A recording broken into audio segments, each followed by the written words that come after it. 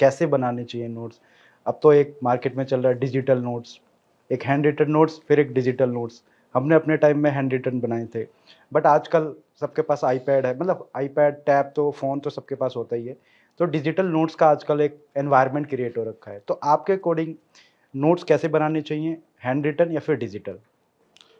मैं तो hand written mostly बनाता था, थोड़े पार्ट में डिजिटल यूज़ किए थे। मैम आपने?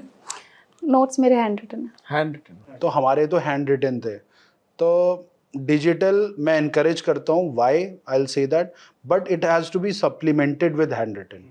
इसको मैं एक्सप्लेन करूँ ऐसे कि आप बहुत सारी जो चीज़ें हैं डिजिटली पढ़ते हो या डिजिटली उसको क्या बोलते हैं, कैटलॉग करना आसान होता है।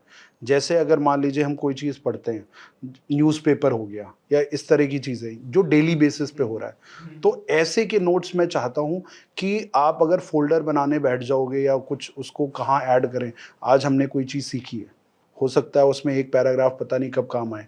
तो ऐसे के लिए डिजिटल नोट्स हेल्प करते हैं कि मैंने एक फ़ोल्डर बना लिया इकोनॉमिक्स का, उसमें मैंने 10 यूनिट हैं हमारे, वही 10 यूनिट के मैंने लिख दिए कि अच्छा ये इंफ्रास्ट्रक्चर वाला हो गया, ये हो गया। उसमें मैंने छोटे-छोटे स्मॉल नोट्स बना दिए कि रोड्स में मैंने कुछ नया पढ़ा, एविएशन में कुछ पढ़ा या किसी एग्रीकल्चर में मैंने क्या पढ़ा।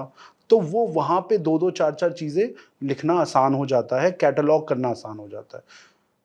हैंड रिटन नोट्स आपका जो स्टैटिक सिलेबस है, उसके लिए आप हैंड रिटन ही यूज़ करो, बिकॉज़ अभी भी आपको एग्ज़ाम हाथ से ही लिखना है। हाथ से ही बिल्कुल। तो प्रैक्टिस हर चीज़ की होती है, तो उसी तरह हैंड रिटन नोट्स भी आपकी प्रैक्टिस है। तो जहाँ पर आपको कैटलॉग और ऑर्गेनाइज़ करने की ज़्यादा ज़रूरत होती है, वहाँ पे आप डिजिटल सहारा लो। जहाँ पर आपको पता है कि भई मैंने नोटबुक शुरू करी है, जैसे इकोनॉमिक्स है या हिस्ट्री है, ज्योग्राफी है, आपको पता है कि भई चैप्टर 1 आएगा, फिर चैप्टर 2 आएगा, 1 यूनिट के बाद दूसरा यूनिट आएगा, आई नो दैट।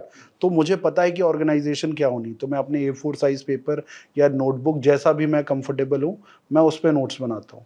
जब मुझे नहीं पता है कि क्या चीज़ कहाँ पे ऑर्गेनाइज़ हो रही है, तो वहाँ पर मैं डिजिटल की मदद लेता हूँ। मैम आप?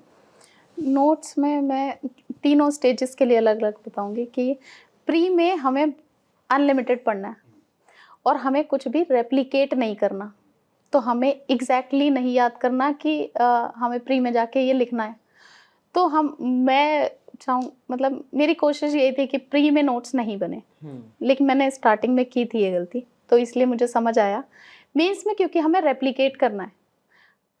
अगर हमें कोई कंटेंट, कोई भी डेफिनेशन या कुछ चीज़ है, हमें पता है, हमने एग्ज़ैक्टली लिख दी वर्ड टू वर्ड, WHO की है, IMF की है, किसी की भी है, तो हमें यूपीएससी रिवॉर्ड करेगी इसके लिए।